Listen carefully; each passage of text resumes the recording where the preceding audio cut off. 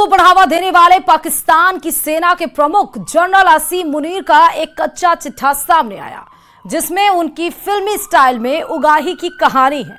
दरअसल असीम मुनीर जब Gujranwala core commander के तौर पर तैनात थे, तब उनके ऊपर 90 करोड़ रुपए की उगाही का आरोप है। रिपोर्ट के मुताबिक जनरल मुनीर ने पाकिस्तान के मास्टर टाइल से 90 करोड़ रुपए की मांग की थी। क्या है पूरा माजरा, देखिए इस रिपोर्ट में।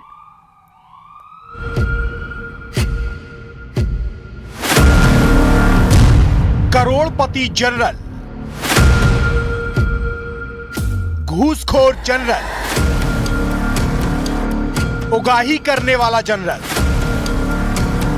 यह आरोप उस मुल्क के जनरल का है जिसके पास खाने को दाना नहीं है, जिसका मुद्रा भंडार खाली है और वो आए दिन भारत को गीदड़ भपकियां देता रहता है।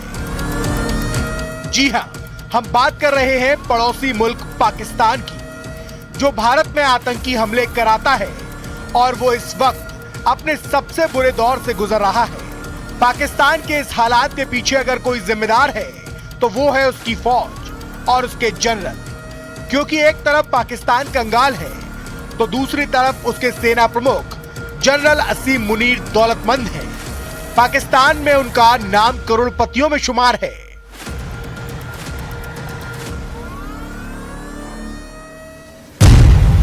एक दावे के मुताबिक जनरल असीम मुनीर के पास 216 करोड़ रुपए से ज्यादा की संपत्ति है। सेना प्रमुख बनने से पहले असीम मुनीर 2019 से 2021 तक गुजरांवाला कोर कमांडर के तौर पर तैनात थे। इस दौरान असीम मुनीर DGISI भी रहे और गुजरांवाला कोर कमांडर रहते हुए असीम मुनीर पर 90 करोड़ रुपए की उगाही के आरोप लगे। रिपोर्ट के मुताबिक जनरल मुनीर ने पाकिस्तान के मास्टर टाइल से 90 करोड़ रुपए की मांग की थी और इस उगाही का खुलासा खुद मास्टर टाइल के CEO शेख महमूद इकबाल ने 5 जून 2021 को तत्कालीन प्रधानमंत्री इमरान खान को चिट्ठी लिखकर की थी और इस चिट्ठी में पाकिस्तान के जनरल मुनीर का पूरा काला चिट्ठा खोलकर रख दिया था। पाकिस्तान सेना के जनरल असीम मुनीर की अमीरी के पीछे की उगाही की कहानी भी फिल्मी है। दावे के मुताबिक उन्होंने फिल्मी स्टाइल में मास्टर टाइल्स के CEO को लंच पर बुलाया, फिर अपनी उगाही के प्लान को धीरे धीरे जमीन पर उतारना शुरू कर दिया। रिपोर्ट के मुताबिक उस वक्त असीम मुनीर ने मास्टर टाइल्स के CEO शेख महमूद इकबाल से बातचीत अपने घर में लगे बाथरूम के टाइल्स से की,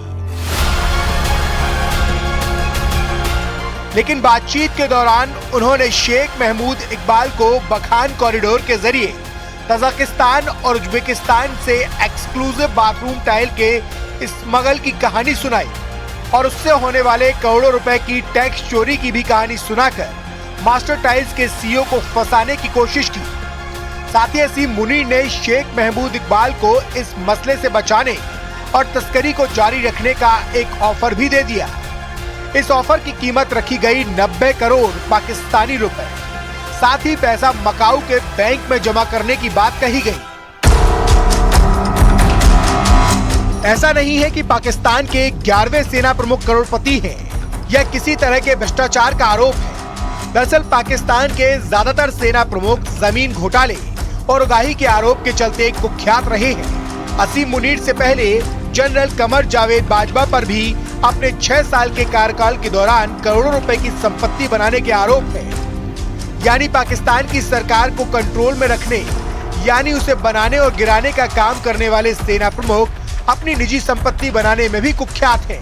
यही नहीं, अपने हिसाब से पाकिस्तानी सेना प्रमुख नीतियां भी बनाते हैं। यहाँ तक कि अपनी नौकरी में कितने साल बने रहना है ये भी सेना प्रमुख ही तय करते हैं। पाकिस्तान के मौजूदा सेना प्रमुख जनरल असीम मुनीर ने न सिर्फ आर्मी एक्ट में बदलाव कर अपने कार्यकाल को 3 साल से 5 साल तक बढ़ाया, बल्कि आर्मी एक्ट के सेक्शन 80C के तहत अपॉइंटमेंट, रीअपॉइंटमेंट और एक्सटेंशन की तय समय सीमा 64 साल तक के एज लिमिट को भी खत्म कर दिया।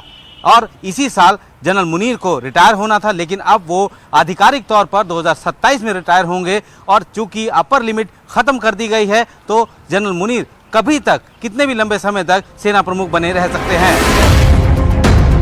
यही नहीं, पाकिस्तान में असीम मुनीर और पूर्व प्रधानमंत्री इमरान खान की दुश्मनी भी जगजाहिर है। पिछले कई सालों से दोनों एक दूसरे के दुश्मन हैं। ये बात तब खुलकर सामने आई थी जब इमरान खान ने पीएम रहते असीम मुनीर को DGISI के पद से हटा दिया था। ये कार्रवाई असीम मुनीर के लिए किसी फजीहत से कम नहीं थी, क्योंकि वो पाकिस्तान के पहले ISI चीफ थे जिन्हें कार्यकाल पूरा होने से पहले ही हटा दिया गया था। इसके पीछे की वजह ये थी कि उन्होंने इमरान खान की पत्नी के खिलाफ भ्रष्टाचार के सबूत पेश किए थे। यानी पाकिस्तान में पीएम से लेकर सेना प्रमुख तक लगभग सभी भ्रष्टाचार और उगाही में लिप्त हैं।